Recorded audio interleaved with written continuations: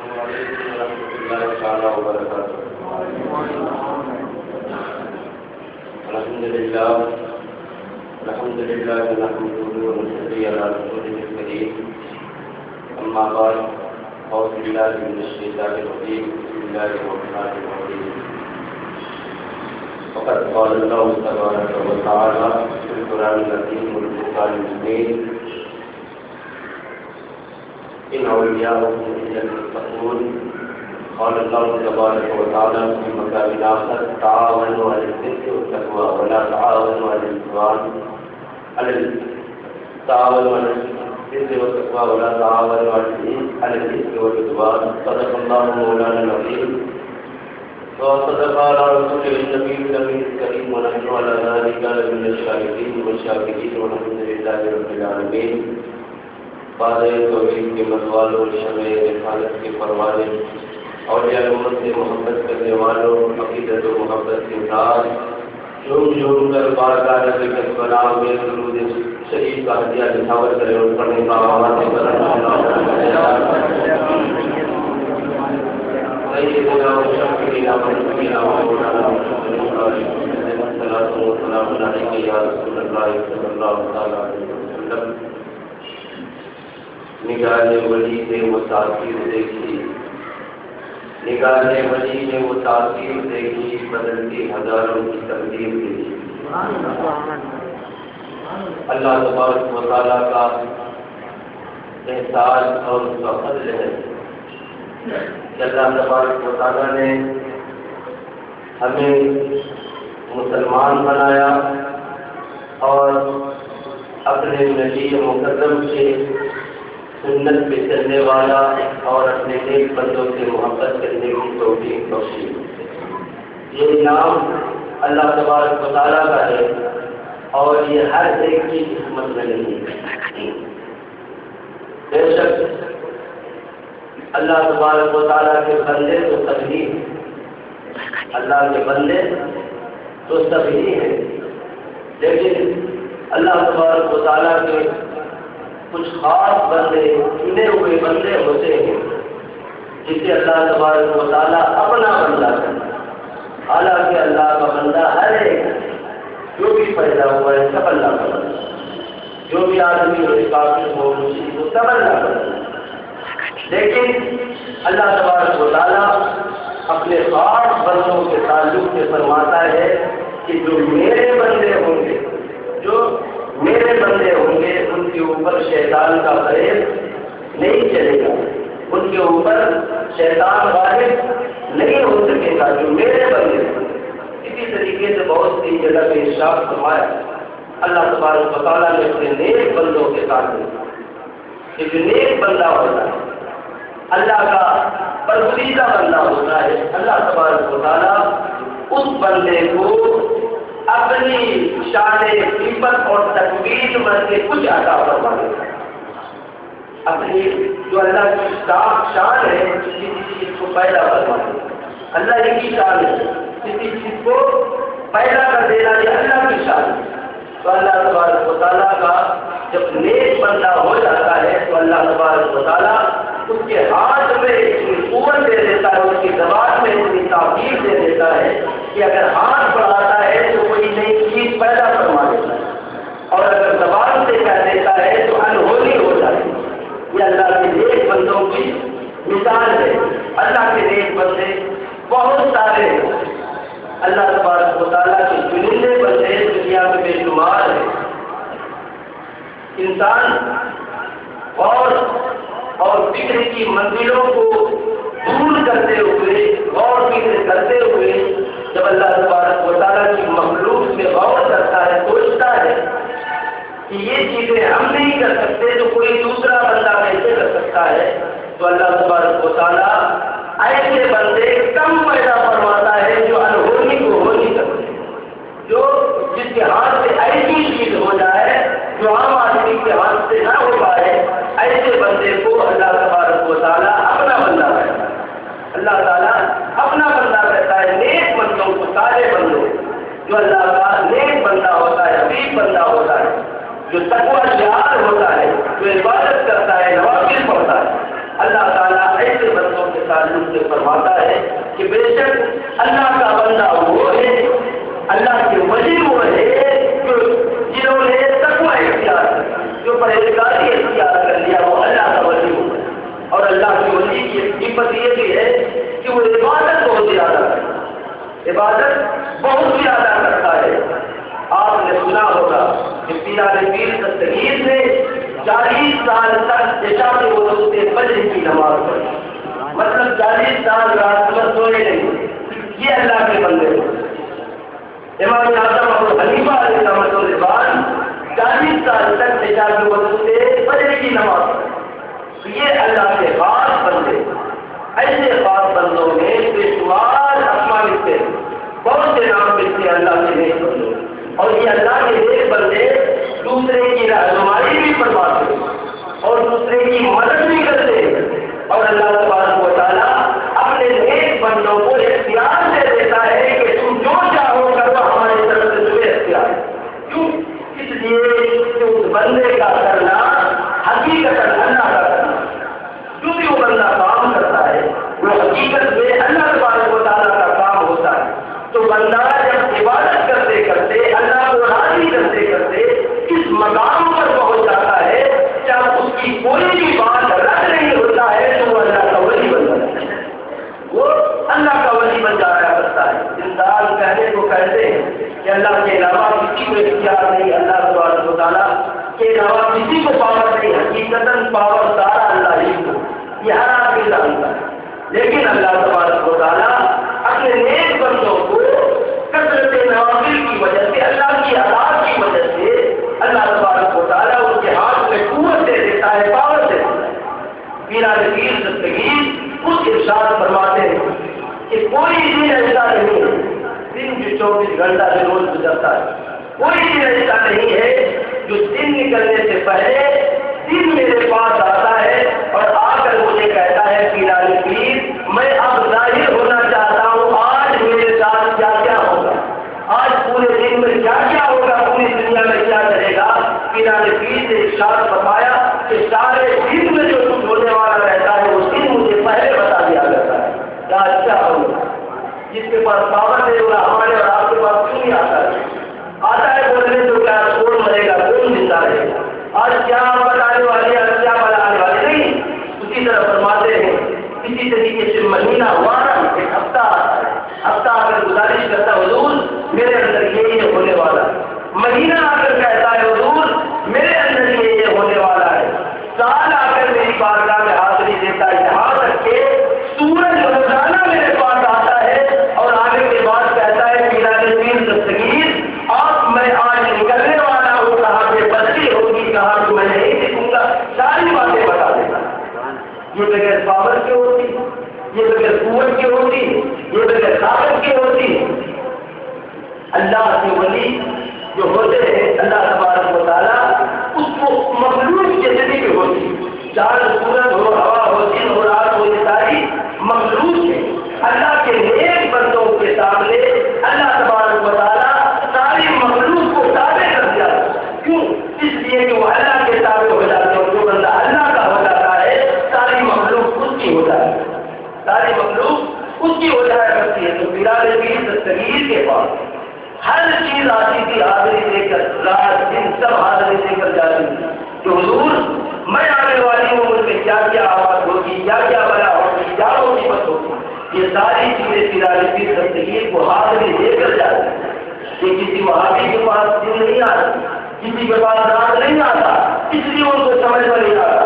یہ قوت پاور کسی کی سمجھتے نہیں، پاور کسی کی سمجھ نہیں۔ شاہ عبد الحکیم پاکستان کے بزرگ ہیں، وہ دھوبی تھے، دھوبی آدمی کہتا ہے اللہ کے نیک بندوں کو کوئی اللہ کے علاوہ کسی کو طاقت نہیں، قوت نہیں، پاور نہیں، اللہ ذاتی پاور والا ہے، وہ جسے چاہتا ہے اختیار اور پاور اور قوت دے دیا جاتا ہے۔ شاہ عبد الحکیم پاکستان کے بزرگ وہ دھوبی تھے، دھوبی کپڑے دھوتے تھے، دریائے راوی کے کنارے کپڑا دھوتے رہتے، 2-3 سے دھوتے تھے، لیکن لوگ نہیں جانتے تھے کہ جس طریقے سے کپڑا دھوتا ہے اسی طریقے سے انسان کے دل کا میل اور کچہری بھی دھو دیا۔ یہ بات لوگ نہیں جانتے تو سوچتے تھے جو بھی کپڑا دھوتے رہتے تھے. ایک بار ایک کافر کی بارات, ہندوؤں کی بارات ادھر سے گئی, دیکھا تو دریا میں برج نہیں تھا, ندی تھی, چھوٹی ندی تھی, اس میں برج نہیں تھا, پل نہیں تھا. وہ ہندوؤں نے کہا ارے بھائی آپ اتنے دن سے یہاں کپڑے دھوتے ہو, اتنے دن سے کپڑے دھوتے ہو, اب تک ایک برج بھی نہیں بنایا, پل بھی نہیں بنایا, لکڑی کے تو بنا لیے ہوتے.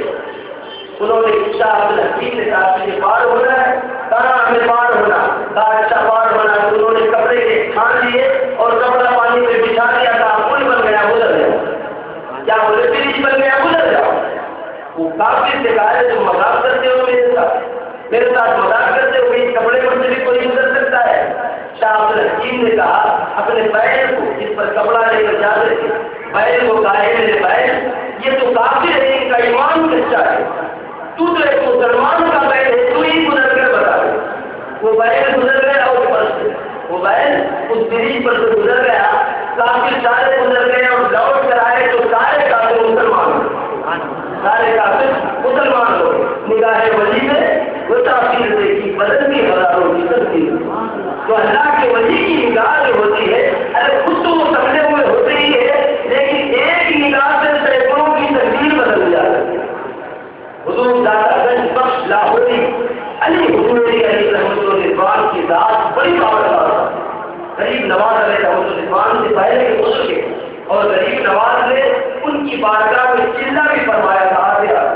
ان کی بارگاہ میں جا کر 40 روز بیٹھ کر چلہ کیا تھا غریب نواز نے. داتا بخش علی حضوری کی بارگاہ میں حضور داتا گنج بخش علی حضوری علیہ رحمۃ الرضوان اپنے چھوٹی سی جھوپڑی تھی, چھوٹی آدمی میں بیٹھے ہوئے عبادت کر رہے تھے. تو ادھر سے ہندوؤں کی بارات گزری, ہندوؤں کی بارات گزر رہی تھی, راستہ بھول گئے. وہ لوگ راستہ بھول گئے, اب جانا کدھر ہے. وہ لوگ آئے, دیکھا کہ ایک بوڑھا فقیر بیٹھا ہوا ہے, اس کے پاس گئے, جانے کے بعد کہا حضور یہ بتا رہے فقیر ہمیں راستہ بتا دو, ذرا راستہ بتا دو, ہم راستہ بھول گئے. داتا گنج بخش علی حضوری علیہ رحمۃ اللہ کے بڑے بزرگ ہیں, انہوں نے کیا کہا راستہ بتا دوں یا راستہ دکھا دوں. بغیر طاقت والا آدمی کہتا ہے, بغیر قوت والا آدمی کہتا ہے. انہوں نے کہا راستہ دکھا دوں یا بتا دوں. اس نے کہا اگر دکھا دیے تو اور اچھی بات ہے. داتا گنج بخش علی حضوری نے کہا وہ بہتر راستہ ہے.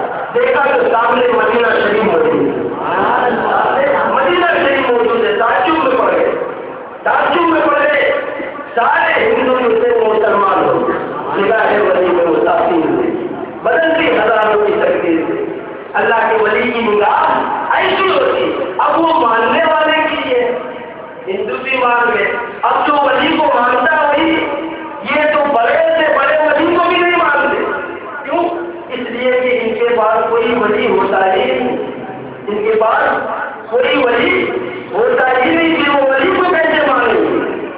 تو ان کی نگاہ الگ, ان کو سمجھاتے پورے ہو جاؤ تو کبھی نہیں کریں. کیوں؟ اس لیے کہ اللہ تبارک و تعالیٰ نے اسے وہ حاصل ہی نہیں دیا ہے کہ وہ اللہ کے نیک بندوں کو پیدا. ان کا تو سیدھا اعتراض ہے, کسی سے مانگ نہیں سکتے, مانگنا چاہیے, کسی کو وسیلہ نہیں بنا سکتے, کسی کو وسیلہ نہیں بنا سکتے. اللہ نے کسی کو کوئی طاقت نہیں دی, اللہ نے کسی کو کوئی طاقت نہیں دی. ہر چیز ڈائریکٹ اللہ ہے. پیر مہر علی شاہ یہ بھی پاکستان کے بزرگ ہیں. پیر مہر علی شاہ بڑے بزرگ ہیں. آپ ایک بار عصر کی نماز پڑھ کر وظیفہ پڑھ رہے ہیں. اتنے میں دیکھا کہ 2 آدمی آتا ہے, اور دونوں آدمی آنے کے بعد حضور حضرت پیر مہر علی شاہ کے پاس آیا. آنے کے بعد پیر مہر علی شاہ نے پوچھا کہاں جا رہے ہو؟ تو اس نے کہا مدینہ جا رہا ہوں. وہ دونوں آدمی نے کہا مدینہ جا رہا ہوں. کہا کہ مدینہ ادھر تو نہیں, مدینہ تو ادھر ہے. تو کہا نہیں, گجرات کے قریب جو مدینہ ہے یعنی اجمیر شریف جا رہا ہوں. اس نے کیا کہا اجمیر شریف جا رہا ہوں. کہا اچھا اس مدینے, پیر مہر علی شاہ نے کہا اس مدینے کیوں نہیں جاتے, اس مدینے کیوں نہیں جاتے ہو جو کہ جنت سے بھی افضل ہے, مدینہ شریف کیوں نہیں جاتے؟ انہوں نے کہا حضور ہم تو غریب آدمی, ہم کیسے مدینہ جائیں گے؟ کہا اچھا آپ اپنی آنکھ بند کرو. پیر مہر علی شاہ نے کہا اپنی آنکھ بند کرو. کیا آپ کھولو, کھولا تو دیکھا کہ مدینہ شریف سامنے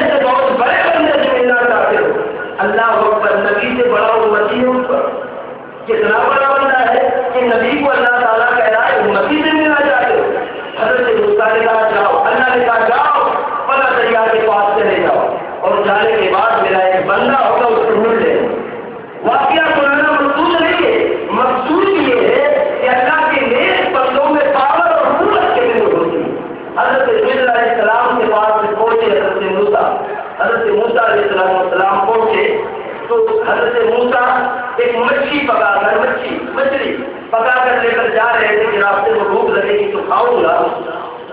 گئے اللہ تبارک و تعالیٰ سے نشانی طلب کر دی، یہ اللہ وہ ملے گا کہاں پر، تیرا نیک بندہ ملے گا کہاں پر. اللہ نے کہا جہاں پر دو دریا آپس میں مل رہے ہوں گے مجموع البحرین، جہاں پہ دو دریا مل رہے ہوں گے وہیں پہ اللہ کا ولی مل جائے گا. جب یہ حضرت موسیٰ گئے اپنے ایک دوست کے ساتھ، اپنے ایک وزیر کے ساتھ گئے، جانے کے بعد جب اس مجموع البحرین کے پاس پہنچے تو مچھلی جو پکی ہوئی تھی حضرت خضر علیہ السلام وضو فرما رہے تھے تو حضرت خضر کے جسم سے مت ہوا ہوا ایک قطرہ پانی اس مچھلی کے اوپر پڑا تو وہ مچھلی زندہ ہو کر دریا میں چلی گئی. اگر ایک ولی کے جسم سے مت ہوا ہوا پانی، ولی کے جسم سے چھوا ہوا پانی جب مردے پہ لگ جائے تو مردے کو زندگی مل جائے، تو جو ولی سے مت ہو جائے اس کی زندگی کا کیا عالم ہو. سوچنے کی بات ہے، کتنی بڑی بات ہے کہ ایک قطرہ پانی ولی کے جسم سے، وہ بھی حضرت اس پر حضرت خضر نے دم نہیں کیا تھا، پڑا نہیں تھا کچھ، ان کے جسم سے صرف ٹچ ہوا تھا اور ٹچ ہو کر مچھلی پر لگا تو مچھلی کو زندگی ہو گئی. اللہ کے نیک بندوں میں ایسی تاثیر ہوتی ہے، مانگا جاتا ہے اللہ کے نیک بندوں سے. مانگنے کا ثبوت قرآن میں بھی ہے، مانگنے کا ثبوت حدیث میں بھی ہے. اللہ کے نیک بندوں سے مانگا جائے، ان کو وسیلہ بنایا جائے اور ان کی بارگاہ سے ملتا بھی ہے. بندوں ان کی بارگاہ سے ملتا بھی ہے. اس کا قرآن میں بھی ثبوت، اس کا حدیث میں بھی ثبوت ہے. اور یہ انبیاء کی بھی سنت ہے مانگنا، مدد مانگنا اور مدد کے تعلق سے وعدہ کرانا، یہ اللہ کی بھی سنت ہے. اللہ تبارک و تعالیٰ نے میثاق کے دن میں کوئی نہیں کھایا. جب ساری روحوں کو بنایا اس وقت اللہ تبارک و تعالیٰ نے فرمایا انبیاء کرام کی روح سے اور ساری کائنات کی کہ دیکھو ہم نے تمہیں پیدا کیا، ہم تم سے ایک وعدہ لیتے کہ میرا حبیب جب اس دنیا میں جائے گا اگر تم اس کا زمانہ پاؤ گے تو تم ان کی مدد کرنا، مدد مانگنا، مدد کرنا، یہ سنت الہی ہو گئے. اللہ نے کہا مدد کرنا. اگر کسی سے مدد مانگنا کفر اور شرک ہوتا تو اللہ تبارک و تعالیٰ مدد کا حکم نہیں فرماتا، مدد کے تعلق سے نہیں کہتا. اسی طریقے سے اللہ تبارک و تعالیٰ نے بہت سی جگہ قرآن پاک میں حضرت موسیٰ علیہ السلام کو جب اللہ تبارک و تعالیٰ نے حکم فرمایا اے موسیٰ جاؤ فرعون کے یہاں جاؤ اور دین کی دعوت دو، فرعون کے پاس جاؤ اور دین کی دعوت دو.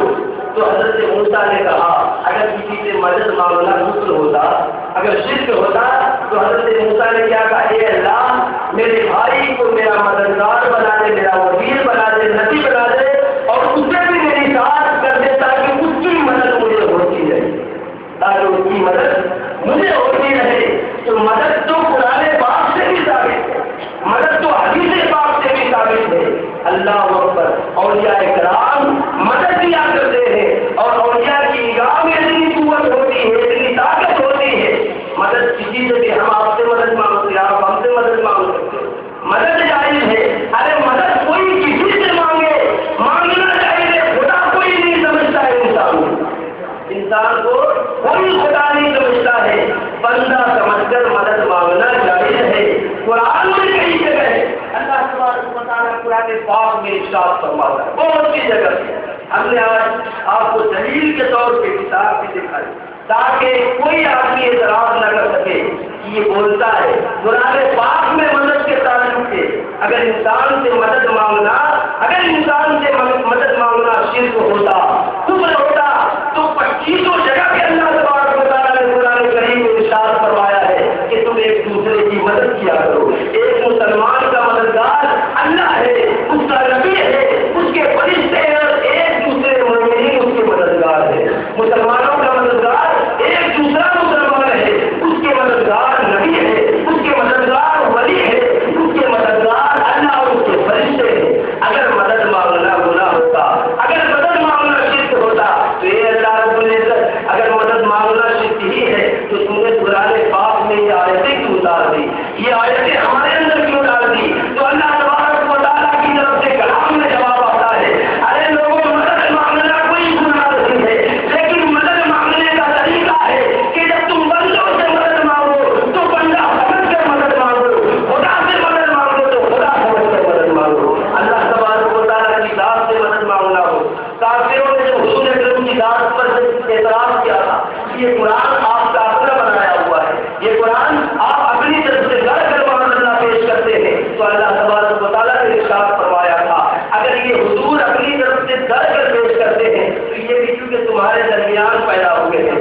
کے قبیلے میں پیدا ہوئے ہیں، عبداللہ کے گھر میں پیدا ہوئے ہیں، اور تم بھی عرب والے ہو، تم پڑھے لکھے ہو، یہ جو کسی سے پڑھائی نہیں ہے، اگر اس کی حصہ کلام ہے تو تم سارے لوگ مل جاؤ، سارے لوگ مل جاؤ اور اپنے مددگاروں کو بلا لو اور بلا کر کہو کہ ایک آیت بھی ایسی پیش کر دے۔ تو اللہ نے فرمایا کہ مددگاروں کو بلا لو، مطلب کیا ہے کہ مدد معاملہ دنیا میں جائز ہے، اگر مدد معاملہ جائز نہیں ہوتا تو اللہ تبارک و تعالیٰ یہ نہیں فرماتا کہ مددگاروں کو بلا لو۔ اور دوسری جگہ اللہ تبارک و تعالیٰ کے پیارے نبی حضرت عیسیٰ علیہ السلام نے فرمایا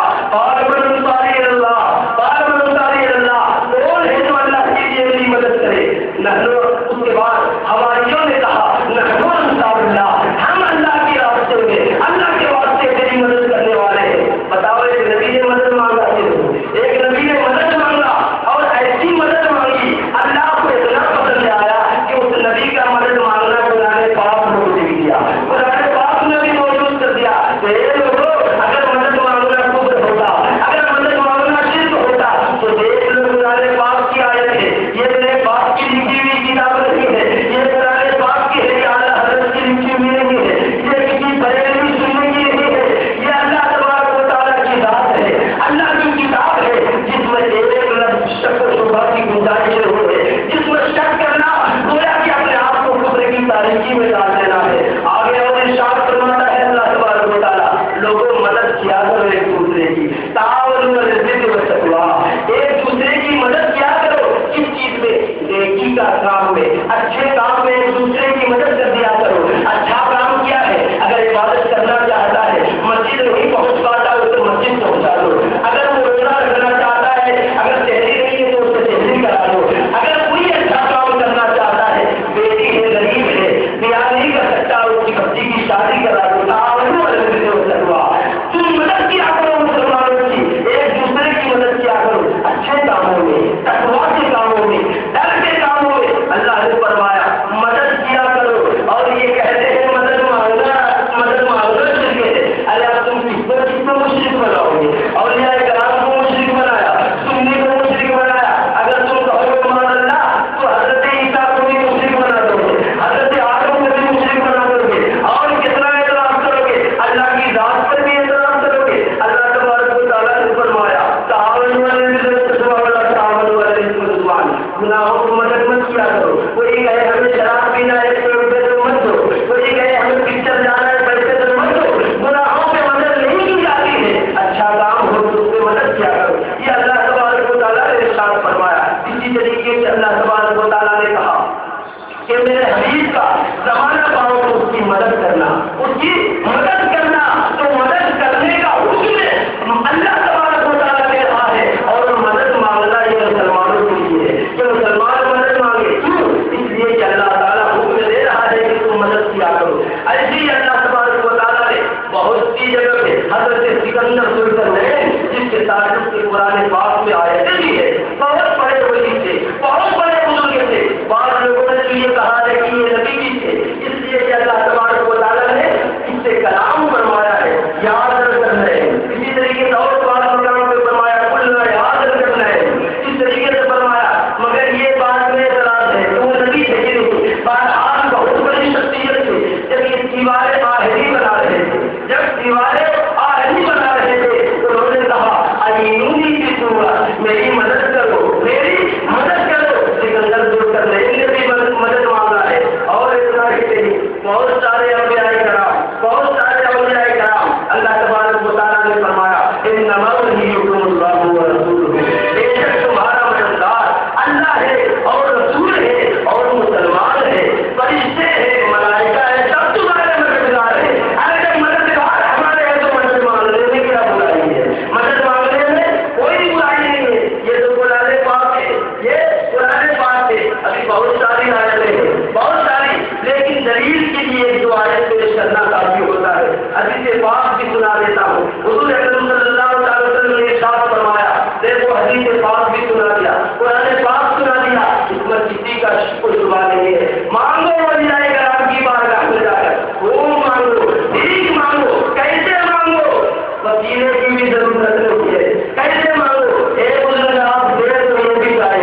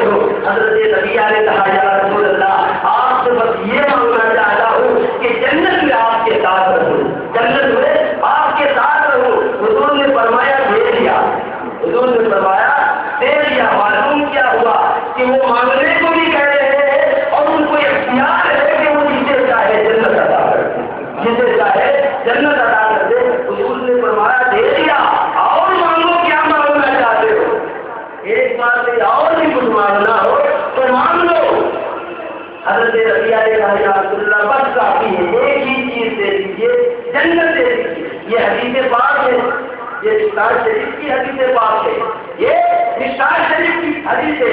اگر مانگنا کفر اور شرک ہوتا تو حضور کہتے ہیں اللہ کے بندے مجھ سے کیوں مانگتے ہو؟ پہلے کہتے کہ تم نے تو کچھ کہا مجھ سے مانگو جو مانگنا چاہتے ہو۔ اس سے دو چیزیں معلوم ہوئی، مانگنا بھی ظاہر ہوا، معلوم ہوا، اور یہ بھی معلوم ہوا کہ اللہ کے رسول میں اتنی طاقت ہے، اتنی قوت ہے کہ جسے جو چاہے عطا کرے، جسے جو چاہے عطا کر دے۔ اس لیے معاملے میں کوئی خرابی نہیں ہے۔ لوگ کفر و شرک کرتے رہتے ہیں، ہم ان سے انتظار کرتے ہیں، ارے آ جاؤ اللہ کو مان لو، مسلمانوں کو مان لو، حضور کی سنت پہ عمل کر لو، مسلمان ہو جاؤ گے۔ کیوں گمراہی کے دلدل میں پھنسے ہوئے ہو؟ تمہیں لوگ جیسا پڑھاتے ہیں، تم کس کی کتاب پڑھتے ہو؟ ایسے لوگوں کی کتاب پڑھتے ہو جس میں حضور کو برا بھلا کہا، جس نے حضور کے تعلق سے ایسے ایسے الفاظ لکھے۔ امام اعظم ابو حنیفہ کا فتویٰ ہے کہ جس نے کسی رسول کو دی، جس نے کسی رسول کی توہین کی، وہ واجب القتل ہو جاتا ہے، اس کا قتل کر دیا جائے۔ ایسے لوگوں کی کتاب پڑھ کے بھاگ جاتے ہو، قلعے میں جاتے ہو، چٹی میں جاتے ہو، مسجد میں کھاتے ہو، پکاتے ہو، روتے ہو۔ ایسا مت کرو، آؤ اللہ کے رسول کی بارگاہ میں۔ ارے تو رات کی سجدہ کرتے ہو، ہم منع نہیں کرتے سجدہ کرنے سے، لیکن سجدے میں محبت رسول اور محبت اہل بیت رکھ کر سجدہ کرو تو سجدہ اعلیٰ ہوگا، اللہ کی بارگاہ میں قبول ہوگی۔ باہر بیٹھے ہو درود نہیں پڑھنا، باہر بیٹھے ہو درود نہیں پڑھنا، درود سے محبت نہیں۔ نماز میں جب تم درود پڑھو گے تو اللہ تمہارے درود کو کیا قبول کرے گا؟ جب محبت ہی نہیں تو قبول کیا کرے گا؟ اس لیے بھائیو تم لوگوں کے بہکاوے میں نہ آؤ، آ جاؤ، آج کی سنت کا دروازہ کھلا ہوا ہے، اللہ کے رسول کی بارگاہ کی طرف آ جاؤ، صراط مستقیم کی طرف آ جاؤ۔ ہم تمہیں گمراہی میں نہیں ڈالنا چاہتے، ہم تمہیں قرآن اور حدیث کے حوالے سے کہتے ہیں کہ مدد مانگنا یا اولیاء اللہ کو ماننا یا ان کو وسیلہ بنانا یہ کوئی غلط بات نہیں ہے۔ حضرت عبداللہ بن عباس نے ارشاد فرمایا، ایک آخری بات کہہ کر گفتگو ختم کروں گا۔ حضرت عبداللہ بن عباس نے ارشاد فرمایا کہ اگر کوئی آدمی جنگل میں کوئی آدمی اگر بھول جائے، راستہ بھول جائے، یہ کون فرما رہے؟ حضرت عبداللہ بن عباس۔ یہ حضرت عباس کے بیٹے تھے جو حضور صلی اللہ علیہ وسلم کے چچا تھے، اور یہ سب سے بڑے رئیس المفسرین، قرآن کا حضور کے بعد جو سب سے بہترین تفسیر کیا عبداللہ بن عباس نے۔ انہوں نے حضرت عبداللہ بن عباس نے کہا اگر راستے میں کوئی جنگل میں اپنا ٹھکانا بھول جائے، اپنا راستہ بھول جائے تو وہ کہے عباد اللہ یرحمکم اللہ، اے لوگوں اللہ کے واسطے میری مدد کرو، اے لوگوں اللہ کے واسطے میری مدد کرو تاکہ اللہ تم پر رحم فرمائے۔ لوگوں سے مراد کیا ہے؟ فرشتوں کو پکارو، اللہ کے نیک بندوں کو پکارو، وہ تمہاری مدد کریں گے، وہ تمہاری مدد کریں گے۔ تو مدد قرآن اور حدیث سے ثابت ہے۔ امام غزالی علیہ رضوان نے ارشاد فرمایا، امام غزالی آج کے نہیں ہے، آج کے نہیں ہے، 850-900 سال پہلے کے بزرگ ہیں۔ امام غزالی نے ارشاد فرمایا کہ ہر وہ آدمی کہ جس کی زندگی میں اس سے مدد مانگنا جائز ہو، جس کی زندگی میں کہتے ہیں اب تو مر گئے ان سے شاید مدد مانگتے ہیں، اللہ کا نیک بندہ، اللہ تبارک و تعالیٰ سے روح تو بہرحال سب کی نکلنی ہے، موت سب کو ہونی ہے، کچھ دیر کے لیے اللہ تعالیٰ اس کی جسم سے روح کو جدا کر دیتا ہے، پھر اسے لوٹا دیتا ہے، اور پھر اسے اختیارات بھی اللہ تعالیٰ دے دیتا ہے۔ امام غزالی نے فرمایا کہ جس کے زندگی میں مدد مانگنا جائز ہے اس سے اس کی وفات کے بعد بھی مدد مانگنا جائز ہے۔ ایک بزرگ نے ارشاد فرمایا کہ چار ایسے شخص ہیں جو موت کے بعد بھی اپنی قبر میں ویسے ہی تصرف کرتے ہیں جیسا کہ زندگی میں باحیات تصرف کیا کرتے تھے، جسے جو چاہتے ہیں دے دیتے ہیں، جسے جو چاہتے ہیں دے دیتے ہیں۔ تو اللہ تبارک و تعالیٰ کے نیک بندوں کی طاقت اور قوت اور پاور ہوتی ہے کہ اللہ کا نیک بندہ جسے جو چاہتا ہے دے دیتا ہے، لو لگا کے محبت سے مانگا جائے۔ اس لیے بہتری کی ضرورت نہیں ہے۔ ہمارا دین، ہماری سنت، اہل سنت والجماعت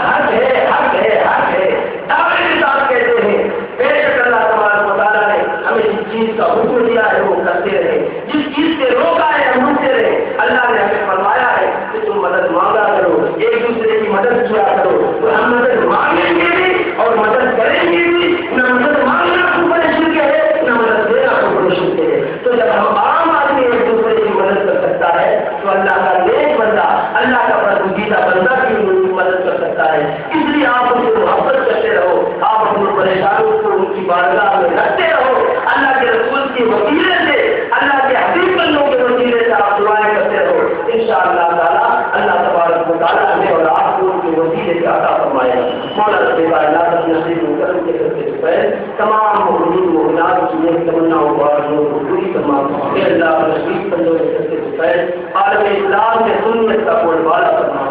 مولا رب کریم تعلیموں کے ظلم سے, تعلیموں کے جبر سے, تشدد سے محفوظ و معمول فرما. اے اللہ نبی کے سب سے پہلے تمام مسلمانوں کے کاروبار و تجارتوں کو ترقی عطا فرما. یا اللہ اپنے اندرونی تجارتوں سے بلاؤں سے محفوظ فرما. یا اللہ اپنے نبی بندوں کے نقش قدم پر چلنے کی توفیق عطا فرما. تمام نیک مرادوں کو آرزوؤں کو تمناؤں کو پوری فرما. آمین یا رب العالمین. السلام علیکم ورحمۃ اللہ تعالیٰ وبرکاتہ. استغفر اللہ من كل ذنب واتوب الیہ.